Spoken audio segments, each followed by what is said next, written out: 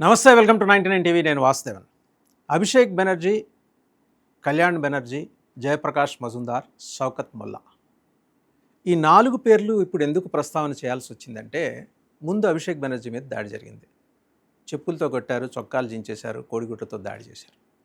తర్వాత కళ్యాణ్ బెనర్జీ, ఆల్మోస్ట్ ఇదే ట్రీట్మెంట్. తర్వాత జయప్రకాష్ మజుందార్, ఈయన పార్టీ ఉపాధ్యక్షుడు. ఈయన ఏదో కేసులో ఒక ప్రాంతం పరిశీలించాల్సి ఉంటుంది, ఆయన కూడా తీసుకెళ్లారు కోల్కతాకి. తీసుకెళ్తే ఆయన అక్కడి నుంచి వ్యాన్ దిగే లోపలే ఆయన మీద విరుసుకుపడ్డారు లోకల్ పీపుల్. కోడిగుడ్డతో దాడి చేస్తే ఆయన దండం పెట్టుకుని నేను దిగను భీష్మించి కూర్చున్నాడు కారులోనే, ఆ వ్యాన్లోనే. వాళ్ళని పంపించేస్తే కానీ నేను బయటికి రానని. అన్ని చోట్ల జనం తిరగబడుతున్నారు, అక్కడ ఎవరు ఏ పార్టీలో వాళ్ళు లేరు. ఇక అభిషేక్ బెనర్జీ మీద దాడి చేసిన వాళ్ళ విషయంలో బీజేపీ వాళ్ళు ఉన్నారని చెప్పేసి ఆరోపణలు చేశారు. తీరా మోసి ఆయన మీద దాడి చేసిన వాళ్ళు ఎవరంటే మాజీ ఎమ్మెల్సీ లవ్లీ మైత్రా అనుచరులు దాడి చేశారట, టీఎంసీ వాళ్ళే. జయప్రకాష్ మజుందార్ పరిస్థితి, కళ్యాణ్ బెనర్జీ పరిస్థితి ఏంటో కూడా చూసాం. ఆయన మీద ఆయన తోటి మహిళా ఎంపీ ఆరోపణలు చేస్తుంది, లైంగిక వేధింపులు చేస్తున్నారని చెప్పేసి. ఇలాంటి ఘనమైన చరిత్ర ఉన్నందరినీ తన గుంపులో వేసుకొని మమతా బెనర్జీ ఇన్నాళ్ళు రాజ్యం వెళ్ళింది.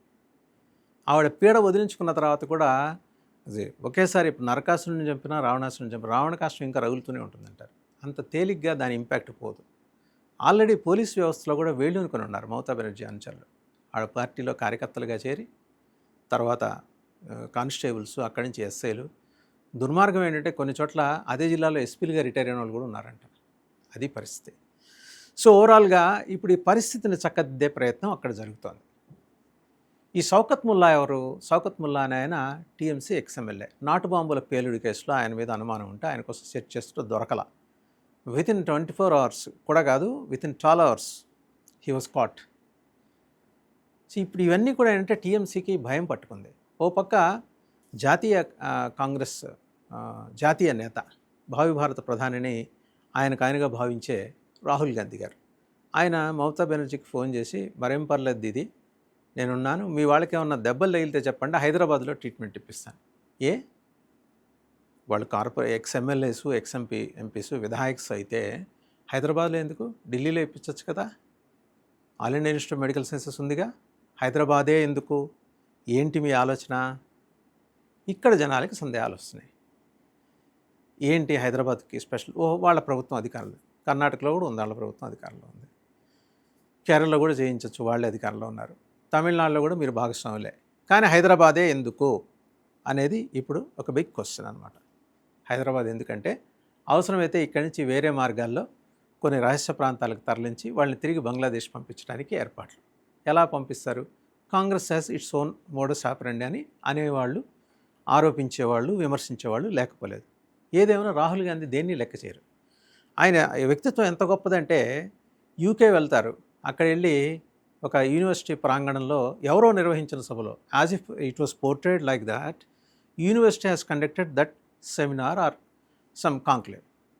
ఆ ఎవరో నిర్వహించిన దాంట్లో మాట్లాడుతూ, మీకు నమస్కారం పెడుతున్నా, మా దేశాన్ని ఈ మోడీ పీడ నుంచి విముక్తి చేయండి, మాకు స్వాతంత్రం కావాలి. ఇంతగా ఆ దేశం ఎవరు? United Kingdom. వాళ్ళు ఏం చేశారు? 200 ఏళ్ళు మన నెత్తినెక్కి డ్యాన్స్ కట్టారు. మళ్ళీ అదే వాళ్ళ నుంచి ఈ దేశాన్ని విడిపించిందని చెప్పుకుంటున్న కుటుంబం ఎవరిది? మీదే. పండిట్ జవహర్లాల్ నెహ్రూ. మరి పండిట్ జవహర్లాల్ నెహ్రూ మీ ముత్తాత. వారు విడిపిస్తే మునిమనోడు ఏమంటున్నాడు? వెళ్ళి మళ్ళీ వాళ్ళ కాళ్ళే పట్టుకుంటున్నాడు, మీరు వచ్చి మాకు దాస్య విముక్తి ప్రసాదించండి అంటే ఇంకో ఈస్ట్ ఇండియా కంపెనీ రావాలన్నమాట ఈయనకి. ఇలాంటి వాళ్ళని నెత్తినెత్తుకొని మనం ఊరేగుతున్నామంటే ఎవరిది ఈ దౌర్భాగ్యం? సో మమతా బెనర్జీ, ఈవిడ దగ్గరికి వద్దాం. క్వశ్చనబుల్ ఇంటిగ్రిటీ ఉన్న ఒక మిషనరీస్ ఆఫ్ చారిటీ తోటి ఈవిడకున్న సంబంధాలు ఏంటి? అంతకుముందు హిల్లరీ క్లింటన్ ఒకసారి ఆవిడ కోల్కతా వచ్చినప్పుడు మిషనరీస్ ఆఫ్ చారిటీకి నేరుగా ఫండింగ్, ఫారిన్ ఫండింగ్ చేయిస్తా అని చెప్పేసి హామీ ఇచ్చారు, చేయించారు కూడా. ఇవాళ చట్టాలని కట్టుదిట్టం చేసేసరికి వెలవెల్లాడుతోంది మిషనరీస్ ఆఫ్ చారిటీ. మొన్నటికి మొన్న మార్కో రూబియో వచ్చి నేరుగా ఎక్కడికి వెళ్ళాడు? Missionaries of charity. ఎవరితో మాట్లాడాడు? నన్స్తో మాట్లాడాడు. ఏం మాట్లాడాడు అంటే వాళ్ళకు లెటర్ ఇచ్చాడు కవర్లో పెట్టి, ఎవరిని అడ్రస్ చేస్తూ? మమతా బెనర్జీని అడ్రస్ చేస్తూ. నన్స్ వచ్చి మళ్ళీ ఆమెకు ఆ లెటర్ అందజేశారు. అందులో ఏం రాస్తుంది, మార్కో రూబియో వచ్చిన పర్పస్ వేరు, వెళ్ళింది వేరు. అక్కడ కనీసం ఆయన దేకింది ఎవరు లేరు. మనకి షేక్స్పియర్ నాటకంలో ఒక డైలాగ్ ఉంటుంది, he has come, he has seen and he has gone. వారు వచ్చారు, వారు చూశారు, వారు వెళ్ళారు, అదే జరిగింది. కానీ వారు ఉత్తినే రాలేదు, ఉత్తినే అక్కడ నన్నుతో ఏం మాట్లాడలేదు, అండ్ ఖాళీ చేతులతో అయితే వెళ్ళలేదు. ఏదో కుట్ర జరిగింది అక్కడ. Marco Rubio, missions of charity and Mamata Banerjee, ఈ కనెక్షన్ ఏంటి?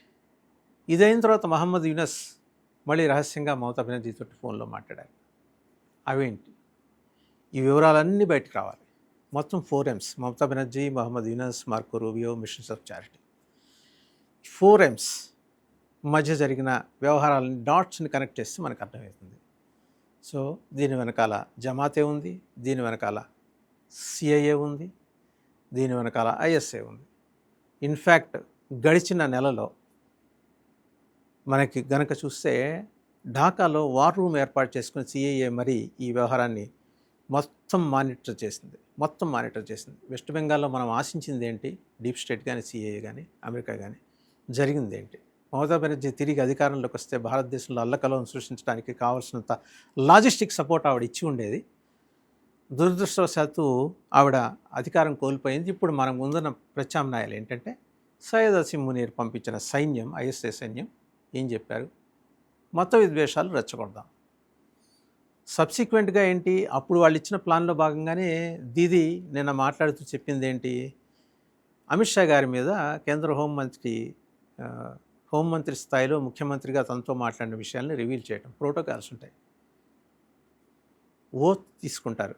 ముఖ్యమంత్రిగా ఆవిడ పదవి స్వీకారం చేసేప్పుడు అధికారిక రహస్యాలు మేము వెల్లడించాం. పక్క దేశంలో ఒక విద్యార్థి నాయకుడిని చంపించాల్సిన అవసరం భారతదేశానికి లేదు. ఫస్ట్ ఆఫ్ ఆల్ అతను మొదటి నుంచి భారతదేశ వ్యతిరేకి. అతని పందా అతను అవలంబిస్తున్నట్టు ఆ దేశ ఆంతరంగిక వ్యవహారం. బట్ ఆ దేశ విదేశాంగ మంత్రి చాలా హుందాగా వ్యవహరించారు. విదేశాంగ మంత్రి ఏం మాట్లాడారు ఆవిడ?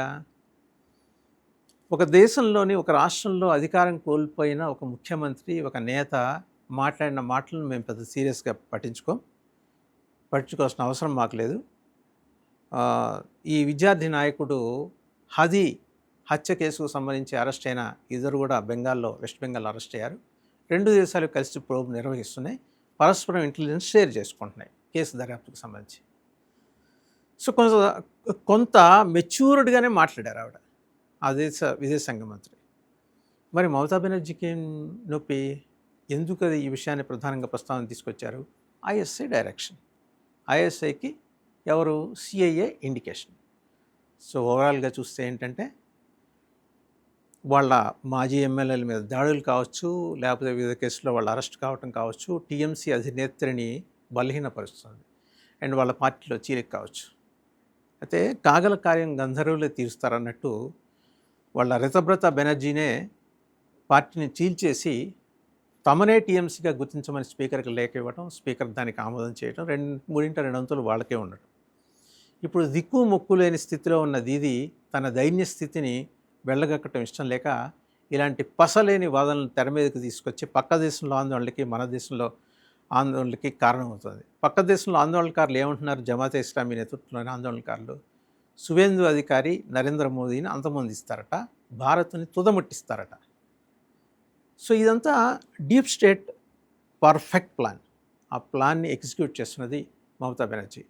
వెస్ట్ బెంగాల్ ప్రభుత్వం గమనిస్తోంది, కేంద్ర ప్రభుత్వం గమనిస్తోంది. దేశద్రోహం కింద ఆవిడ మీద ఆల్రెడీ కేసు నమోదైంది.